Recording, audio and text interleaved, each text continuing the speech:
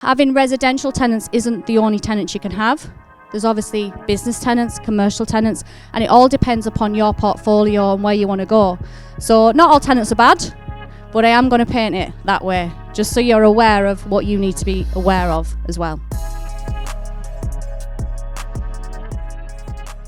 When people come and they obviously want to view your properties, one of the checks you might want to be doing is age.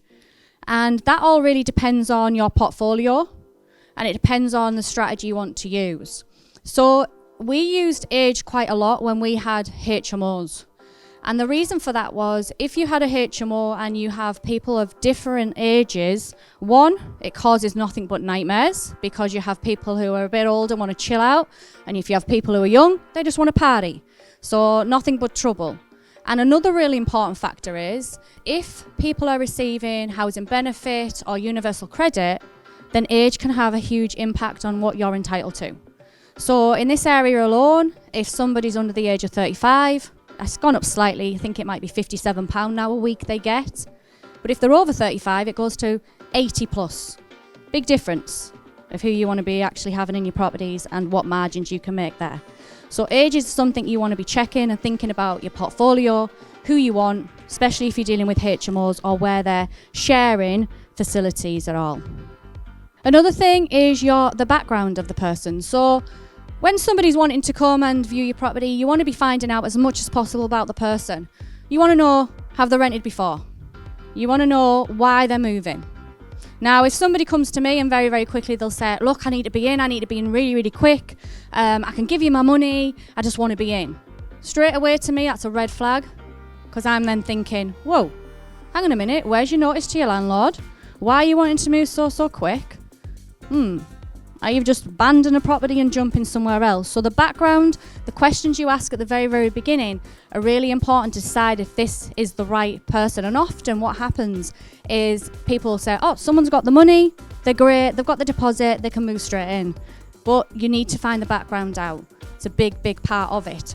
Also, if somebody's never rented, obviously you need to give people opportunities, but one of the things that we do if they haven't rented is we then find out if they've got a guarantor. Do they understand actually what they're going to be getting into? Because people sometimes just look at the rent, they don't look at the council tax, the bills, everything else that goes with it. So those checks are quite important. References are huge. You can have credit references. We use one called Vouch. It's an online service. You pay for credits. And it's great because it gives you a traffic light system, basically red, amber, green, and you can make the decision if you want to go ahead. The great thing with the Vouch or any credit services out there now that are online, they will do a lot of this for you. So the background check, your credit reference, they will do that. They will check. And if you've decided to take somebody on and you think, I need a guarantor, you can also put the guarantor's name in there, and then they will do the checks against the guarantor. Quite important to make sure you do that too. So the reference is important. You might also want landlord references. If they have previously rented, you do want to know from the landlord, have they kept up to date with the rent? Have they ever fell into arrears? Is there been any damage to the property? And would they rent to them again? If you don't get a reference back from the landlord, take that as if they were maybe a shitty tenant. Or sometimes you have to be mindful as well, if they're already in situ, sometimes landlords might give good references just to push them out. So it's about, you want as many different ones as you can get. So your landlord references, you might even want an employee reference. If somebody's saying they earn something, they're in a particular job or role, you can ask for them. And they can then confirm, yes, that is the income that person receives. But again, Vouch can do this for you.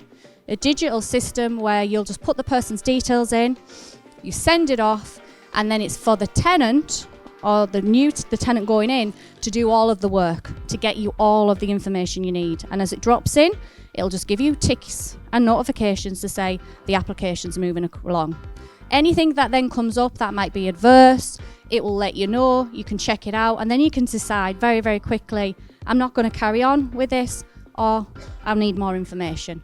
So it's really, really helpful, because in the past, before you had it all online, it was very clunky. You had to get people coming in, signing things, it took forever to get bits of paper and everything like that. Now it's digital, so much easier. Another thing is the bond or deposit. Really important. If you don't have one with someone, basically you're risking it all. Now you might think, oh, it's only a small amount of money that I'm going to be taking from somebody, but at least it lets you know that, you know what I mean, they're serious about the property. There's something that they've invested into it as well. So the bond's important to get. What I often do with it, in the past, I was a bit soft, and I've learnt the hard way with a lot of people over the years, is I used to have people, especially in more of my affordable housing, would come to me and say, I don't have the full deposit, but can I pay over 4 months? And I used to say, all right then, okay. And what I would do is I'd say, we'll break it up, and over 4 months, this is what you'll pay. And all it ever caused me was chew. They never paid it. It was on the tenancy agreement as if they had paid it. It wasn't protected, and you were in this kind of legal battle because you had stated that you received the deposit or the instalments hadn't come through. And another thing about it, if you're going to be taking stage deposits to help somebody out, don't fall in the trap of how you protect it. So most people might think, oh, well, I haven't had the whole deposit. I've only had 100 quid of it. I'll wait till I get it all and then I'll protect it. You can't do that. You have to protect in batches, which means more admin time, more burden, more sending information off, just a big chew. So the way I look at it now, if somebody comes to me, they must have that full deposit. If not, I'm not entertaining it, because all it's going to be is chew, and also it's going to be my risk, not theirs. So your deposit's really important. What I do say about a deposit, get it before the moving day. Often, everything that I ask for anybody moving the properties, I want 72 hours before checking. That then gives time for you to protect it, put it in the right schemes, and also make sure they get all of the information that they need before the move in.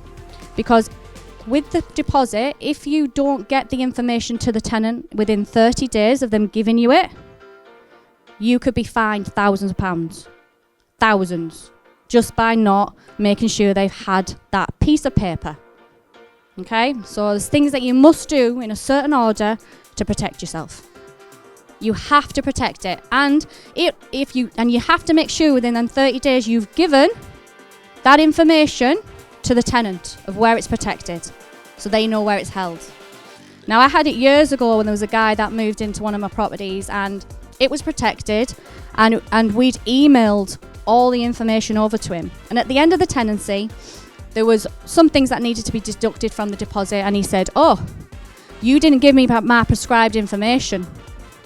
And he was trying to play that game, you know. And I was like, oh, we did. Check your email, dated this date, it's there. So what I'm going to say about anything you give to a tenant, please, if you're going to give something, 2 copies, if it's going to be handed, signed, one for you, one for them, so you've got it evidenced and dated, or send it digitally, so you've got it time-stamped. Don't just think I've given you everything and you give them 1 copy, because then it's your word against theirs if it ever goes pear-shaped.